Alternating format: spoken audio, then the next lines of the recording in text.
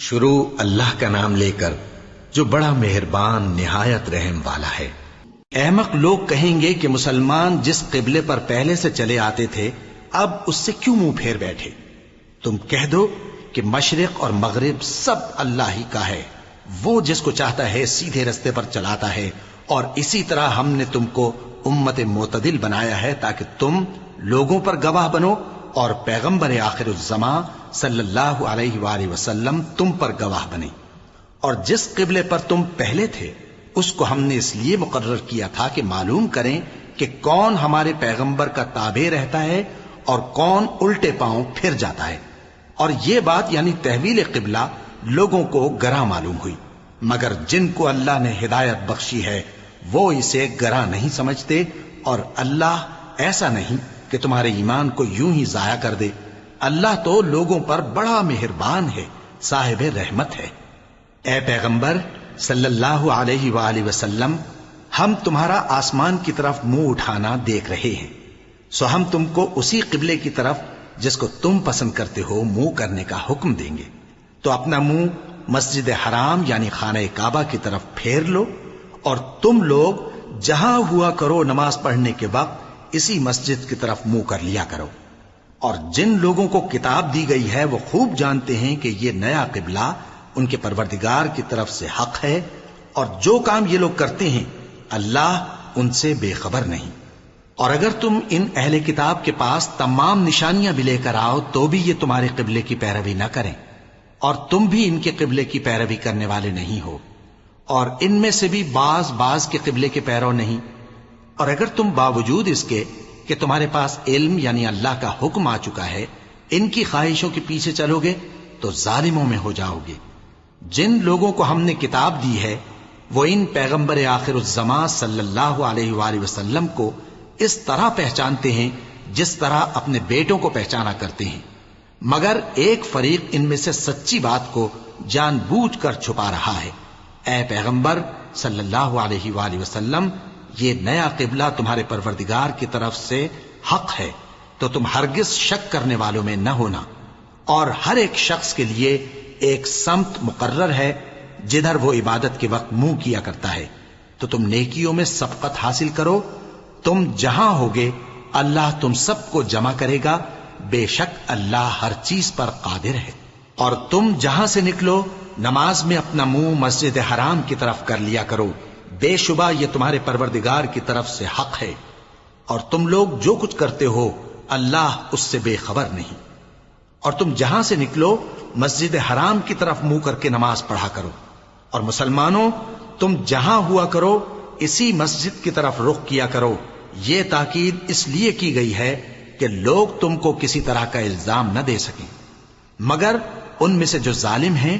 وہ الزام دیں تو دیں، سو ان سے مت ڈرنا اور مجھی سے ڈرتے رہنا، اور یہ بھی مقصود ہے کہ میں تم کو اپنی تمام نعمتیں بخشوں، اور یہ بھی کہ تم راہ راست پر چلو۔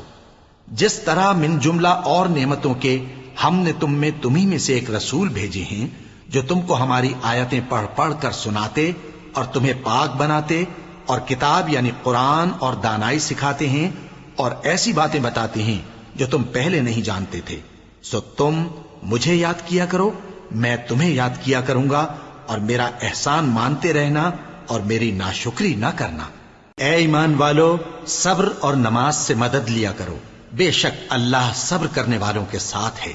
اور جو لوگ اللہ کی راہ میں مارے جائیں ان کی نسبت یہ نہ کہنا کہ وہ مرے ہوئے ہیں، وہ مردہ نہیں بلکہ زندہ ہیں، لیکن تم کو شعور نہیں۔ اور ہم کسی قدر خوف اور بھوک اور مال اور جانوں اور میووں کے نقصان سے تمہاری آزمائش کریں گے، اور صبر کرنے والوں کو بشارت سنا دو کہ ان لوگوں پر جب کوئی مصیبت واقع ہوتی ہے تو کہتے ہیں کہ ہم اللہ ہی کا مال ہیں اور اسی کی طرف لوٹ کر جانے والے ہیں۔ یہی لوگ ہیں جن پر ان کے پروردگار کی عنایتیں ہیں اور خصوصی رحمت بھی ہے، اور یہی سیدھے رستے پر ہیں۔ بے شک کوہ صفا اور مروہ اللہ کی نشانیوں میں سے ہیں، تو جو شخص خانہ کعبہ کا حج یا عمرہ کرے اس پر کچھ گناہ نہیں کہ دونوں کے درمیان چکر لگائے، بلکہ یہ ایک نیک کام ہے، اور جو کوئی نیک کام کرے تو اللہ قدردان ہے، دانا ہے۔ جو لوگ ہمارے حکموں اور ہدایتوں کو جو ہم نے نازل کی ہیں کسی غرض فاسد سے چھپاتے ہیں، باوجود کہ ہم نے ان کو لوگوں کے سمجھانے کے لیے اپنی کتاب میں کھول کھول کر بیان کر دیا ہے۔ ایسوں پر اللہ اور تمام لعنت کرنے والے لعنت کرتے ہیں۔ ہاں، جو توبہ کرتے ہیں اور اپنی حالت درست کر لیتے ہیں اور احکام الہی کو صاف صاف بیان کر دیتے ہیں تو میں ان کے قصور معاف کر دیتا ہوں، اور میں بڑا معاف کرنے والا، بڑا مہربان ہوں۔ جو لوگ کافر ہوئے اور کافر ہی مرے، ایسوں پر اللہ کی اور فرشتوں کی اور انسانوں کی سب کی لعنت، وہ ہمیشہ اسی لعنت میں گرفتار رہیں گے۔ ان سے نہ تو عذاب ہلکا ہی کیا جائے گا اور نہ انہیں کچھ مہلت ملے گی۔ اور لوگوں، تمہارا معبود ایک ہی معبود ہے، اس بڑے مہربان اور رحم والے کے سوا کوئی عبادت کے لائق نہیں۔ بے شک آسمانوں اور زمین کے پیدا کرنے میں اور رات اور دن کے ایک دوسرے کے پیچھے آنے جانے میں اور کشتیوں اور جہازوں میں جو سمندر میں لوگوں کے فائدے کے لیے رواں ہیں، اور میں جس کو اللہ آسمان سے برساتا اور اس سے زمین کو اس کے مردہ ہو جانے کے بعد زندہ یعنی خشک ہو جانے کے بعد سرسبز کر دیتا ہے، اور زمین پر ہر قسم کے جانور پھیلانے میں اور ہواؤں کے چلانے میں اور بادلوں میں جو آسمان اور زمین کے درمیان گھرے رہتے ہیں، عقل مندوں کے لیے اللہ کی قدرت کی نشانیاں ہیں۔ اور بعض لوگ ایسے ہیں جو غیر اللہ کو اللہ کا شریک بناتے اور ان سے اللہ کی سی محبت کرتے ہیں، لیکن جو ایمان والے ہیں وہ تو اللہ ہی کے سب سے زیادہ دوستدار ہیں۔ اور اے کاش ظالم لوگ جو بات عذاب کے وقت دیکھیں گے اب دیکھ لیتے کہ سب طرح کی طاقت اللہ ہی کو ہے، اور یہ کہ اللہ سخت عذاب کرنے والا ہے۔ اس دن کفر کے پیشوا اپنے پیروں سے بیزاری ظاہر کریں گے اور دونوں عذاب الہی دیکھ لیں گے اور ان کے آپس کے تعلقات منقطع ہو جائیں گے۔ یہ حال دیکھ کر پیروی کرنے والے حسرت سے کہیں گے کہ اے کاش ہمیں پھر دنیا میں جانا نصیب ہو، تاکہ جس طرح یہ ہم سے بیزار ہو رہے ہیں اسی طرح ہم بھی ان سے بیزار ہوں۔ اس طرح اللہ ان کے اعمال حسرت بنا کر دکھائے گا اور وہ دوزخ سے نکل نہیں سکیں گے۔ لوگوں، جو چیزیں زمین میں حلال طیب ہیں وہ کھاؤ، اور شیطان کے قدموں پر نہ چلو، وہ تمہارا کھلا دشمن ہے۔ وہ تو تم کو برائی اور بے حیائی ہی کے کام کرنے کو کہتا ہے، اور یہ بھی کہ اللہ کی نسبت ایسی باتیں کہو جن کا تمہیں کچھ بھی علم نہیں۔ اور جب ان لوگوں سے کہا جاتا ہے کہ جو کتاب اللہ نے نازل فرمائی ہے اس کی پیروی کرو، تو کہتے ہیں نہیں، بلکہ ہم تو اسی چیز کی پیروی کریں گے جس پر ہم نے اپنے باپ دادا کو پایا۔ بھلا اگرچہ ان کے باپ دادا نہ کچھ سمجھتے ہوں اور نہ سیدھے رستے پر ہوں، تب بھی وہ انہی کی تقلید کیے جائیں گے۔ جو لوگ کافر ہیں ان کی مثال اس شخص کی سی ہے جو کسی ایسی چیز کو آواز دے جو پکار اور آواز کے سوا کچھ سن نہ سکے۔ یہ بہرے ہیں، گونگے ہیں، اندھے ہیں کہ کچھ سمجھ ہی نہیں سکتے۔ اے اہل ایمان، جو پاکیزہ چیزیں ہم نے تم کو عطا فرمائی ہیں ان کو کھاؤ، اور اگر اللہ ہی کے بندے ہو تو اس کی نعمتوں کا شکر بھی ادا کرو۔ اس نے تو تم پر بس مرا ہوا جانور اور لہو اور سور کا گوشت اور جس چیز پر اللہ کے سوا کسی اور کا نام پکارا جائے حرام کر دیا ہے۔ ہاں، جو مجبور ہو جائے بشرطے کہ اللہ کی نافرمانی نہ کرے اور حد ضرورت سے باہر نہ نکل جائے، اس پر کچھ گناہ نہیں۔ بے شک اللہ بخشنے والا ہے، رحم کرنے والا ہے۔ جو لوگ اللہ کی کتاب سے ان آیتوں اور ہدایتوں کو جو اس نے نازل فرمائی ہیں چھپاتے اور ان کے بدلے تھوڑی سی قیمت یعنی دنیاوی منفعت حاصل کرتے ہیں، وہ اپنے پیٹوں میں محض آگ بھرتے ہیں۔ ایسے لوگوں سے اللہ قیامت کے دن نہ کلام کرے گا اور نہ ان کو گناہوں سے پاک کرے گا، اور ان کے لیے دکھ دینے والا عذاب ہے۔ یہ وہ لوگ ہیں جنہوں نے ہدایت چھوڑ کر گمراہی اور بخشش چھوڑ کر عذاب خرید لیا۔ یہ آتش جہنم کی کیسی برداشت کرنے والے ہیں۔ یہ اس لیے کہ اللہ نے کتاب سچائی کے ساتھ نازل فرمائی، اور جن لوگوں نے اس کتاب میں اختلاف کیا وہ ضد میں آ کر نیکی سے دور ہو گئے ہیں۔ نیکی یہی نہیں کہ تم مشرق و مغرب کو قبلہ سمجھ کر ان کی طرف منہ کر لو، بلکہ نیکی یہ ہے کہ لوگ اللہ پر اور روز آخر پر اور فرشتوں پر اور اللہ کی کتاب پر اور پیغمبروں پر ایمان لائیں، اور مال باوجود عزیز رکھنے کے رشتہ داروں اور یتیموں اور محتاجوں اور مسافروں اور مانگنے والوں کو دیں، اور گردنوں کے چھڑانے میں خرچ کریں، اور نماز پڑھیں اور زکوٰۃ دیں، اور جب عہد کر لیں تو اس کو پورا کریں، اور سختی اور تکلیف میں اور جنگ کے وقت ثابت قدم رہیں۔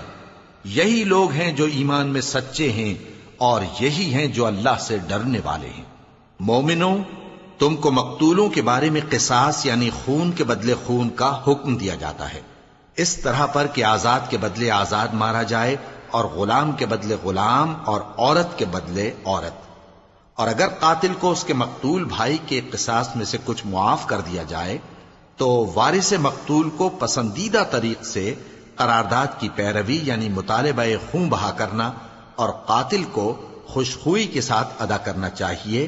یہ تمہارے پروردگار کی طرف سے تمہارے لیے آسانی اور مہربانی ہے۔ اب جو اس کے بعد زیادتی کرے اس کے لیے دکھ کا عذاب ہے۔ اور اے اہل عقل، حکم قصاص میں تمہاری زندگانی ہے کہ تم قتل و خونریزی سے بچو۔ تم پر فرض کیا جاتا ہے کہ جب تم میں سے کسی کو موت کا وقت آ جائے تو اگر وہ کچھ مال چھوڑ جانے والا ہو تو ماں باپ اور رشتہ داروں کے لیے دستور کے مطابق وصیت کر جائے۔ اللہ سے ڈرنے والوں پر یہ ایک حق ہے۔ پھر جو شخص وصیت کو سننے کے بعد اس کو بدل ڈالے تو اس کے بدلنے کا گناہ انہی لوگوں پر ہے جو اس کو بدلیں، اور بے شک اللہ سنتا جانتا ہے۔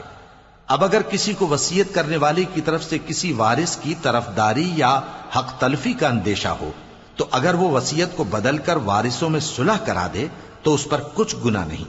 بے شک اللہ بخشنے والا ہے، رحم والا ہے۔ مومنوں،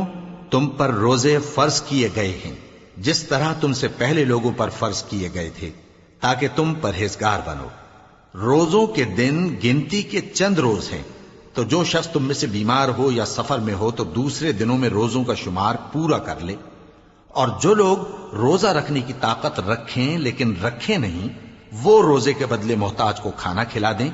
اور جو کوئی اپنی مرضی سے زیادہ نیکی کرے تو اس کے حق میں زیادہ اچھا ہے، اور اگر سمجھو تو روزہ رکھنا ہی تمہارے حق میں بہتر ہے۔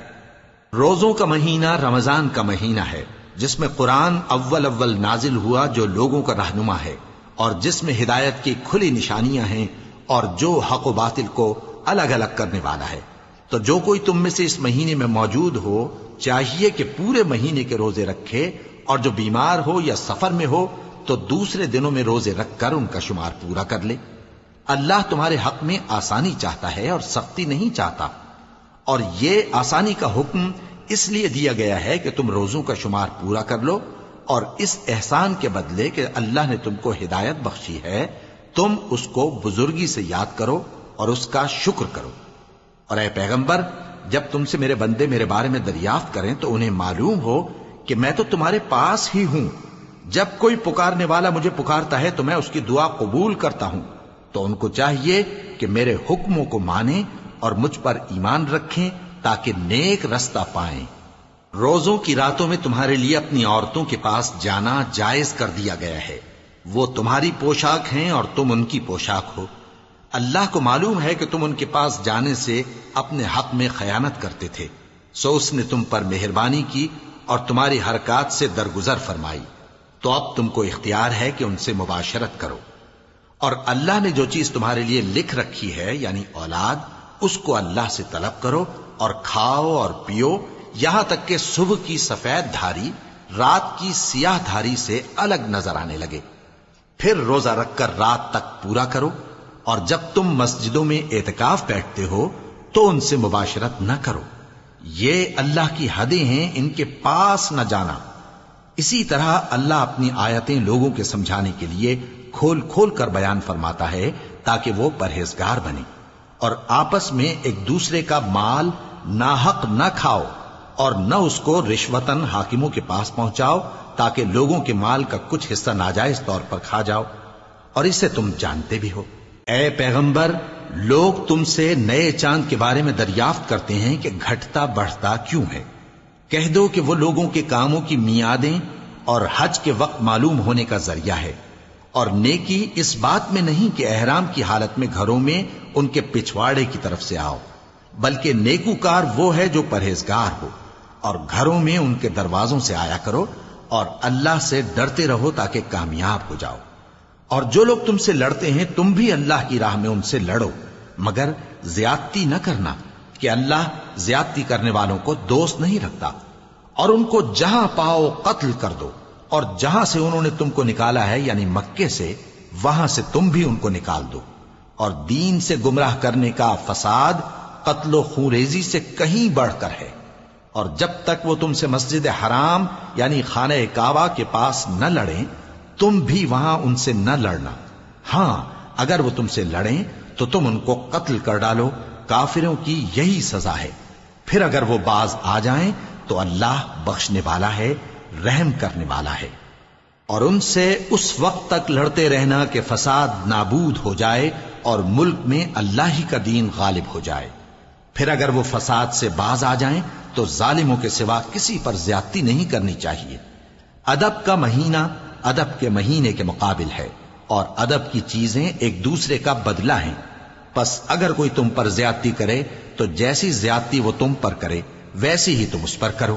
اور اللہ سے ڈرتے رہو اور جان رکھو کہ اللہ ڈرنے والوں کے ساتھ ہے۔ اور اللہ کی راہ میں مال خرچ کرو اور اپنے آپ کو ہلاکت میں نہ ڈالو، اور نیکی کرو، بے شک اللہ نیکی کرنے والوں کو دوست رکھتا ہے۔ اور اللہ کی خوشنودی کے لیے حج اور عمرے کو پورا کرو، اور اگر راستے میں روک لیے جاؤ تو جیسی قربانی میسر ہو کر دو، اور جب تک قربانی اپنے مقام پر نہ پہنچ جائے سر نہ منڈاؤ۔ اور اگر کوئی تم میں بیمار ہو یا اس کے سر میں کسی طرح کی تکلیف ہو تو اگر وہ سر منڈا لے تو اس کے بدلے روزے رکھے یا صدقہ دے یا قربانی کرے۔ پھر جب تکلیف دور ہو کر تم مطمئن ہو جاؤ تو جو تم میں حج کے وقت تک عمرے سے فائدہ اٹھانا چاہے وہ جیسی قربانی میسر ہو کرے، اور جس کو قربانی نہ ملے وہ 3 روزے ایام حج میں رکھے اور 7 جب واپس ہو، یہ پورے 10 ہوئے۔ یہ حکم اس شخص کے لیے ہے جس کے اہل و عیال مکے میں نہ رہتے ہوں۔ اور اللہ سے ڈرتے رہو اور جان رکھو کہ اللہ سخت عذاب دینے والا ہے۔ حج کے مہینے معین ہیں جو معلوم ہیں، تو جو شخص ان مہینوں میں حج کی نیت کر لے تو حج کے دنوں میں نہ عورتوں سے اختلاط کرے، نہ کوئی برا کام کرے اور نہ کسی سے جھگڑے۔ اور جو نیک کام تم کرو گے وہ اللہ کو معلوم ہو جائے گا۔ اور زاد راہ یعنی رستے کا خرچ ساتھ لے جاؤ، کیونکہ بہترین زاد راہ پرہیزگاری ہے۔ اور اے اہل عقل مجھی سے ڈرتے رہو، اس کا تمہیں کچھ گناہ نہیں کہ حج کے دنوں میں بذریعہ تجارت اپنے پروردگار سے روزی طلب کرو۔ اور جب عرفات سے واپس ہونے لگو تو مشعر حرام یعنی مزدلفہ میں اللہ کا ذکر کرو، اور اس طرح ذکر کرو جس طرح اس نے تم کو سکھایا، اور اس سے پیشتر تم لوگ ان طریقوں سے محض ناواقف تھے۔ پھر جہاں سے اور لوگ واپس ہوں وہیں سے تم بھی واپس ہو، اور اللہ سے بخشش مانگو، بے شک اللہ بخشنے والا ہے، رحمت کرنے والا ہے۔ پھر جب حج کے تمام ارکان پورے کر چکو تو مینا میں اللہ کو یاد کرو جس طرح اپنے باپ دادا کو یاد کیا کرتے تھے، بلکہ اس سے بھی زیادہ۔ اور بعض لوگ ایسے ہیں جو اللہ سے التجا کرتے ہیں کہ اے پروردگار ہم کو جو دینا ہے دنیا ہی میں دے دے، اور ایسے لوگوں کا آخرت میں کچھ حصہ نہیں۔ اور بعض ایسے ہیں کہ دعا کرتے ہیں کہ پروردگار ہم کو دنیا میں بھی نعمت عطا فرما اور آخرت میں بھی نعمت بخشیو اور دوزخ کے عذاب سے محفوظ رکھیو۔ یہی لوگ ہیں جن کے لیے ان کے کاموں کا حصہ یعنی اجر نیک تیار ہے، اور اللہ جلد حساب لینے والا ہے۔ اور قیام منا کے دنوں میں جو گنتی کے دن ہیں اللہ کو یاد کرو، اگر کوئی جلدی کرے اور 2 ہی دن میں چل دے تو اس پر بھی کچھ گناہ نہیں، اور جو بات تک ٹھہرا رہے اس پر بھی کچھ گناہ نہیں۔ یہ باتیں اس شخص کے لیے ہیں جو اللہ سے ڈرے، اور تم لوگ اللہ سے ڈرتے رہو اور جان رکھو کہ تم سب اس کے پاس جمع کیے جاؤ گے۔ اور کوئی شخص تو ایسا ہے جس کی گفتگو دنیا کی زندگی میں تم کو دلکش معلوم ہوتی ہے، اور وہ اپنے معافی ضمیر پر یعنی اس بات پر جو اس کے دل میں ہے اللہ کو گواہ بناتا ہے، حالانکہ وہ سخت جھگڑالو ہے۔ اور جب پیٹ پھیر کر چلا جاتا ہے تو زمین میں دوڑتا پھرتا ہے تاکہ اس میں فتنہ انگیزی کرے، اور کھیتی کو برباد اور انسانوں اور حیوانوں کی نسل کو نابود کر دے، اور اللہ فتنہ انگیزی کو پسند نہیں کرتا۔ اور جب اس سے کہا جاتا ہے کہ اللہ سے خوف کر تو غرور اس کو گناہ میں پھنسا دیتا ہے، سو اس کو جہنم کافی ہے اور وہ بہت برا ٹھکانہ ہے۔ اور کوئی شخص ایسا ہے کہ اللہ کی خوشنودی حاصل کرنے کے لیے اپنی جان بیچ ڈالتا ہے، اور اللہ بندوں پر بہت مہربان ہے۔ مومنو، اسلام میں پورے پورے داخل ہو جاؤ اور شیطان کے پیچھے نہ چلو، وہ تو تمہارا کھلا دشمن ہے۔ پھر اگر تم احکام روشن پہنچ جانے کے بعد لڑکھڑا جاؤ تو جان رکھو کہ اللہ غالب ہے، حکمت والا ہے۔ کیا یہ لوگ اسی بات کے منتظر ہیں کہ ان پر اللہ کا عذاب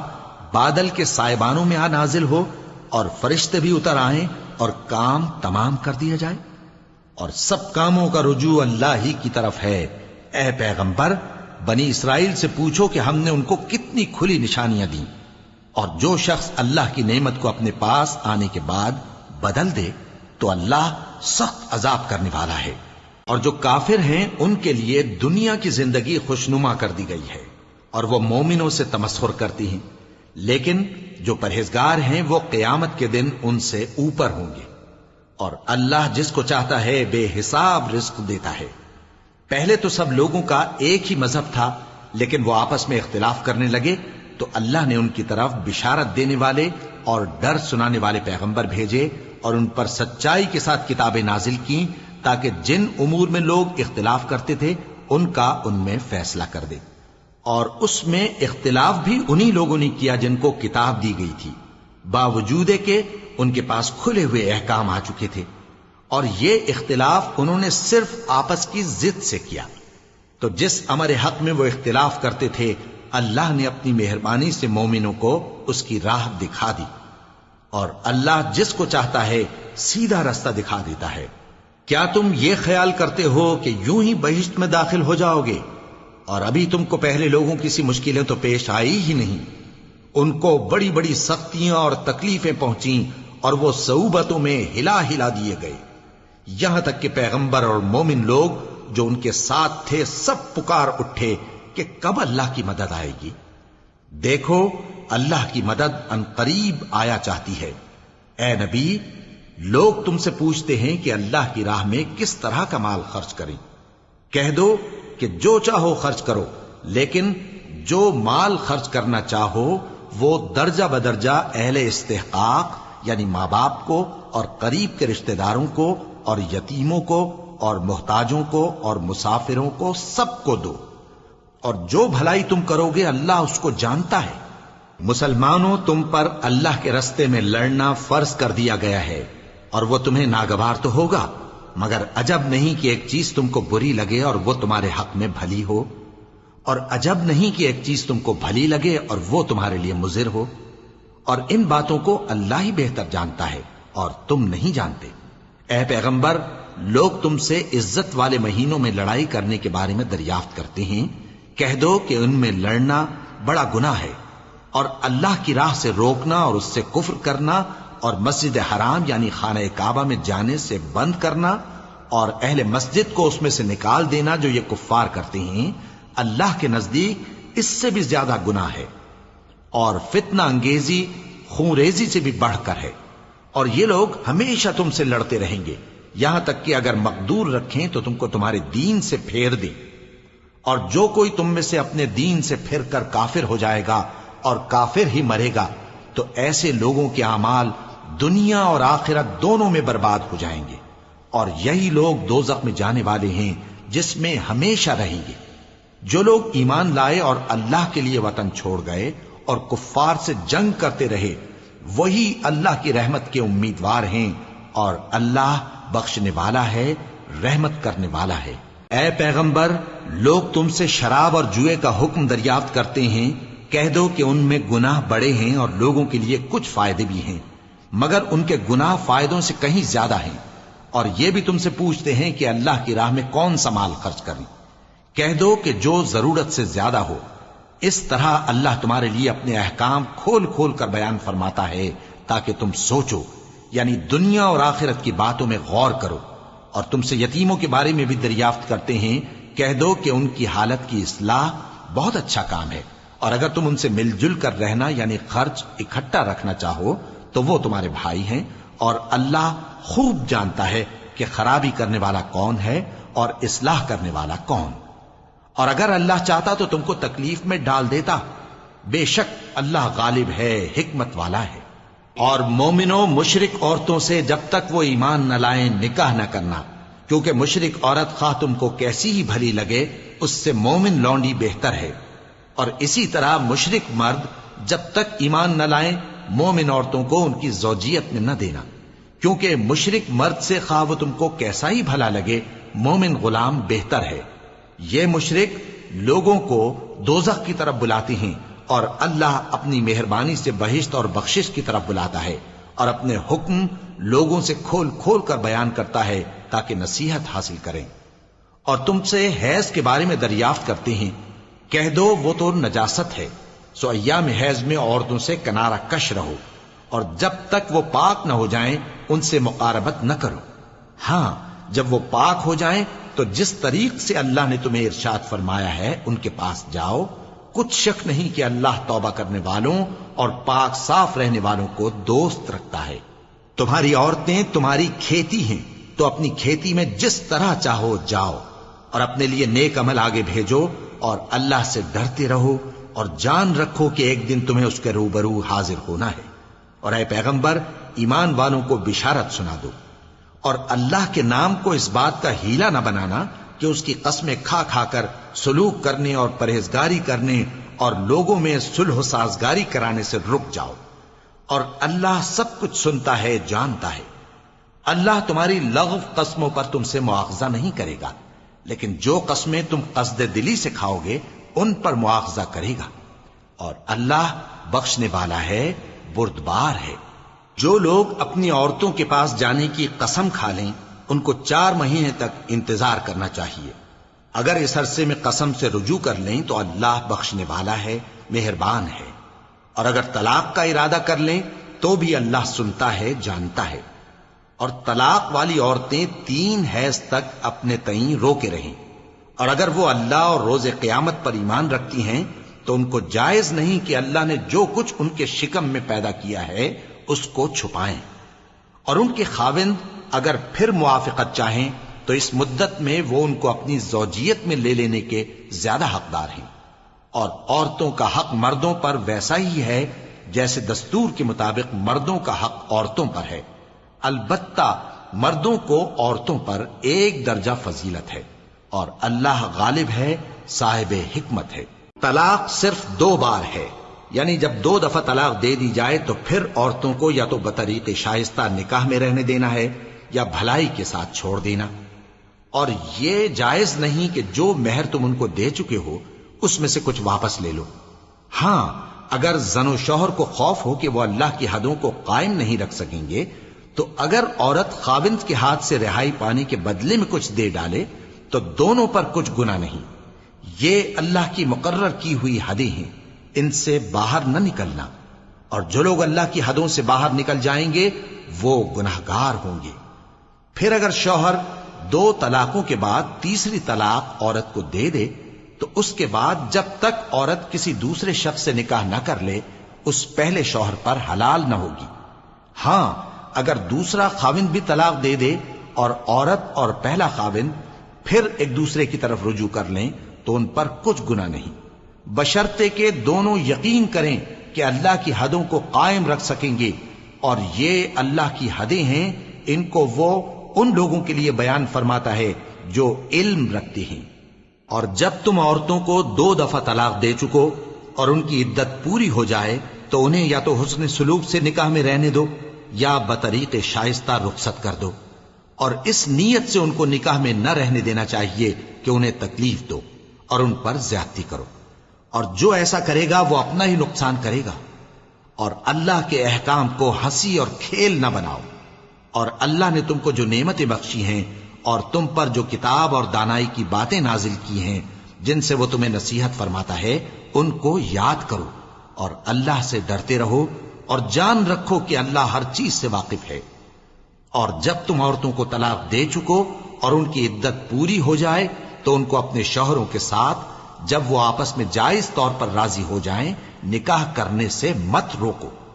اس حکم سے اس شخص کو نصیحت کی جاتی ہے جو تم میں اللہ اور روز آخر پر یقین رکھتا ہے، یہ تمہارے لیے نہایت خوب اور بہت پاکیزگی کی بات ہے،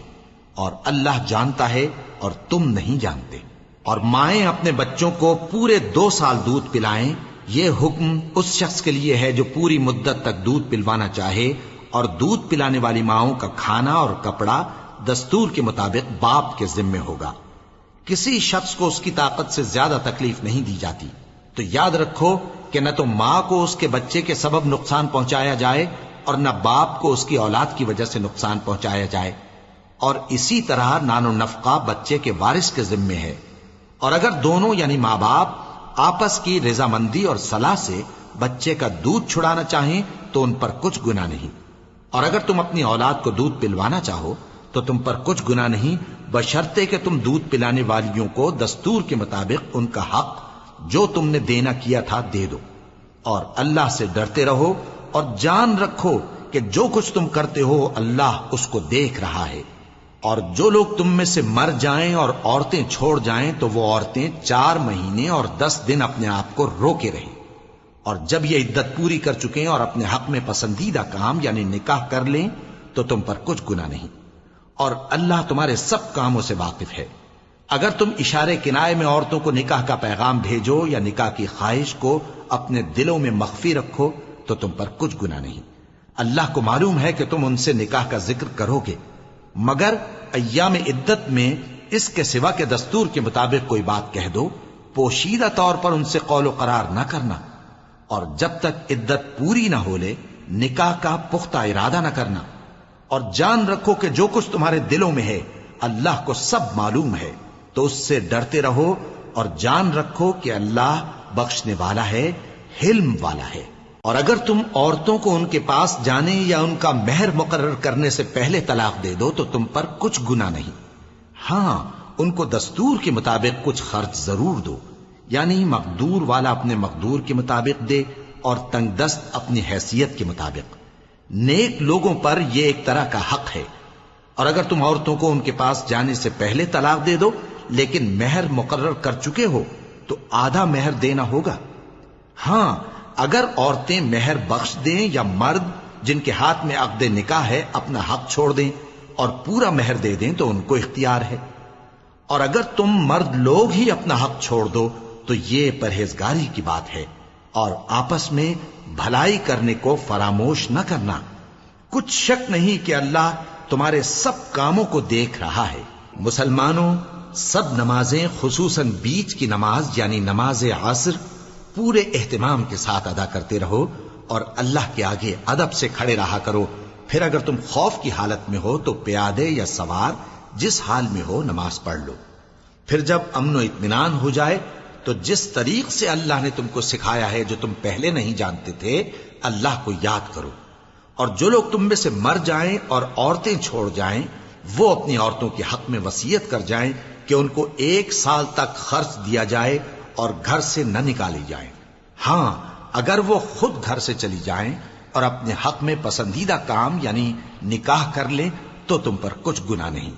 اور اللہ زبردست ہے، حکمت والا ہے۔ اور مطلقہ عورتوں کو بھی دستور کے مطابق نان و نفقہ دینا چاہیے، پرہیزگاروں پر یہ بھی حق ہے۔ اسی طرح اللہ اپنے احکام تمہارے لیے بیان فرماتا ہے تاکہ تم سمجھو۔ بھلا تم نے ان لوگوں کو نہیں دیکھا جو شمار میں ہزاروں ہی تھے اور موت کے ڈر سے اپنے گھروں سے نکل بھاگے تھے، تو اللہ نے ان کو حکم دیا کہ مر جاؤ، پھر ان کو زندہ بھی کر دیا۔ کچھ شک نہیں کہ اللہ لوگوں پر مہربانی رکھتا ہے، لیکن اکثر لوگ شکر نہیں کرتے۔ اور مسلمانوں، اللہ کی راہ میں جہاد کرو اور جان رکھو کہ اللہ سب کچھ سنتا ہے، سب کچھ جانتا ہے۔ کون ہے کہ اللہ کو قرض حسنہ دے کہ وہ اس کے بدلے اس کو کئی گنا زیادہ دے گا، اور اللہ ہی روزی کو تنگ کرتا اور وہی اسے کشادہ کرتا ہے، اور تم اسی کی طرف لوٹ کر جاؤ گے۔ بھلا تم نے بنی اسرائیل کی ایک جماعت کو نہیں دیکھا جس نے موسیٰ کے بعد اپنے پیغمبر سے کہا کہ آپ ہمارے لیے ایک بادشاہ مقرر کر دیں تاکہ ہم اللہ کی راہ میں جہاد کریں؟ پیغمبر نے کہا کہ اگر تم کو جہاد کا حکم دیا جائے تو ایسا تو نہیں کہ لڑنے سے پہلو تہی کرو؟ وہ کہنے لگے کہ ہم اللہ کی راہ میں کیوں نہ لڑیں گے جبکہ ہم وطن سے خارج اور بال بچوں سے جدا کر دیے گئے۔ پھر جب ان کو جہاد کا حکم دیا گیا تو چند اشخاص کے سوا سب پھر گئے، اور اللہ ظالموں سے خوب واقف ہے۔ اور پیغمبر نے ان سے یہ بھی کہا کہ اللہ نے تم پر طالوت کو بادشاہ مقرر فرمایا ہے۔ وہ بولے کہ اسے ہم پر بادشاہی کا حق کیوں کر ہو سکتا ہے؟ اس سے بڑھ کر بادشاہی کے مستحق تو ہم ہیں، اور اس کے پاس تو بہت سی دولت بھی نہیں۔ پیغمبر نے کہا کہ اللہ نے اس کو تم پر فضیلت دی ہے اور بادشاہی کے لیے منتخب فرمایا ہے۔ اس نے اسے علم بھی بہت سا بخشا ہے اور تن و توش بھی بڑا عطا کیا ہے، اور اللہ کو اختیار ہے جسے چاہے بادشاہی بخشے، وہ بڑا کشائش والا ہے، دانا ہے۔ اور پیغمبر نے ان سے کہا کہ ان کی یعنی طالوت کی بادشاہی کی نشانی یہ ہے کہ تمہارے پاس وہ صندوق آئے گا جس کو فرشتے اٹھائے ہوئے ہوں گے۔ اس میں تمہارے پروردگار کی طرف سے تسلی بخشنے والی چیز ہوگی،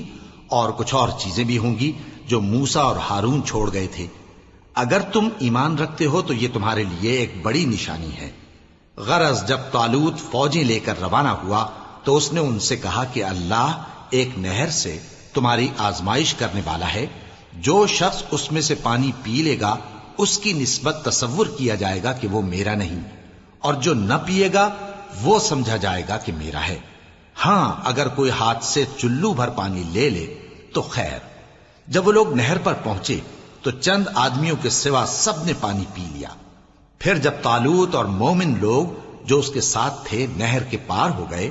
تو کہنے لگے کہ آج ہم میں جالوت اور اس کے لشکر سے مقابلہ کرنے کی طاقت نہیں۔ جو لوگ یقین رکھتے تھے کہ ان کو اللہ کے روبرو حاضر ہونا ہے، وہ کہنے لگے کہ بسا اوقات تھوڑی سی جماعت نے اللہ کے حکم سے بڑی جماعت پر فتح حاصل کی ہے،